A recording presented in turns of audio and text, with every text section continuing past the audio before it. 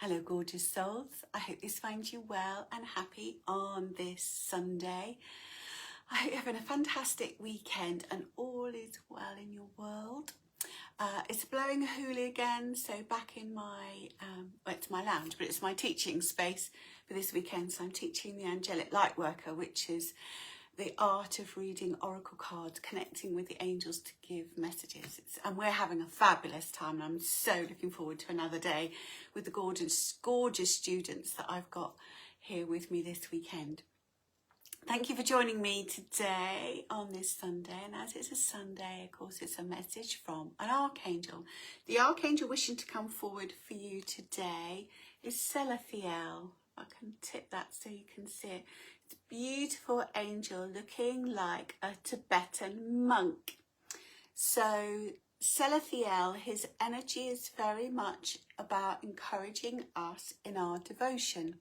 Now, on one level, we look at that to be devotion of our spiritual selves, of taking time out to connect with our spiritual selves, to meditate, to pray, to devote time, energy, our love and our connection to the unseen world, to the divine, to source energy, to the ascended masters and angels and all that are in the unseen world. But his message is deeper than that. It's more than that. It's while we do, it's right for ourselves, that we devote and spend time in devotion. Because when we do that, we are lifted. We have a sense of fulfillment and enlightenment as we do it.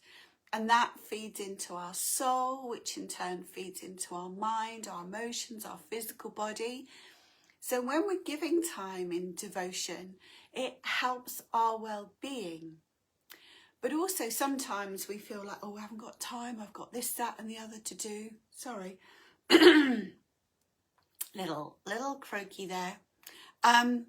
But what he's also saying is that when we feel we haven't got time, and then we perhaps feel guilty because we're not giving ourselves that time in devotion, that actually as we go through our day, whether you're cooking the dinner or doing some gardening, going to work, maybe doing the shopping, that in that moment, in those few minutes, you can still be doing that. Because devotion comes from your heart, but also from your thoughts. So as you're putting the vacuum cleaner around or taking the dog for a walk, you can simply take your thoughts to your heart and send out loving energy in the form of devotion to the unseen world. But in turn, that devotion is coming back to you. The thoughts that come to you may be a little prayer, may be words of wisdom. Through your heart, send that out to the universe. But also, he's talking about dedication as well. In fact, dedicating your actions for a higher purpose. And that could be doing something kind and generous to somebody.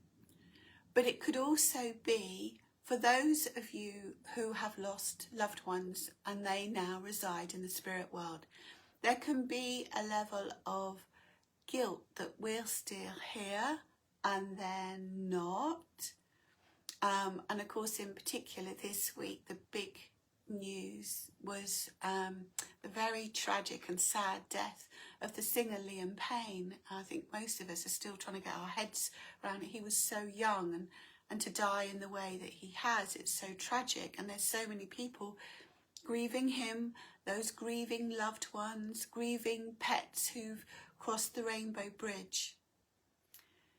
Selathiel reminds us that as we go about our day, we can dedicate our actions to them, to our loved ones in spirit, so that we feel that there's a deeper purpose, a higher purpose to what it is we're doing. And that might be curling up with a good book. That might be baking a cake. That might be going for a walk. going and playing golf, going and playing tennis. But you can dedicate your actions, or you can dedicate your day to your loved one in spirit, so that you feel what you're doing has a higher purpose to it. And that too is a form of devotion. So instead of feeling guilty, and we need to grieve and we need to feel sad when our loved ones leave the physical plane. But at the same time, by dedicating what we're doing to them, it gives a higher purpose, and it still has that link to them, that emotional and spiritual link to them.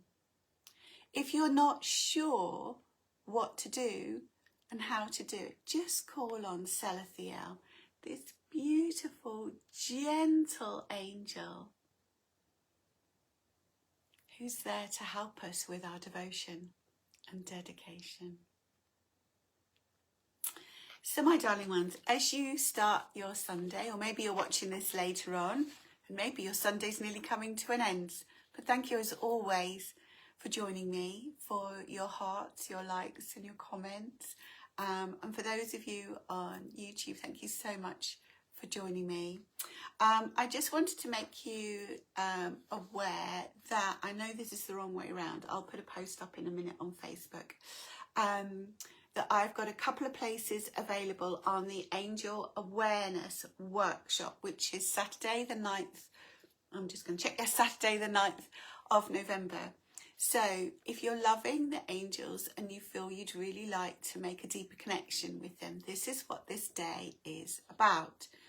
I show you how you can be aware of the angels that are around us all of the time, including your guardian angels, some of the archangels, and a beautiful seraphim, through our senses, so that you can learn that at any given time you can be aware of the angels around you, calling on them for assistance, but lightening up your day, lightening up the challenges that we all face.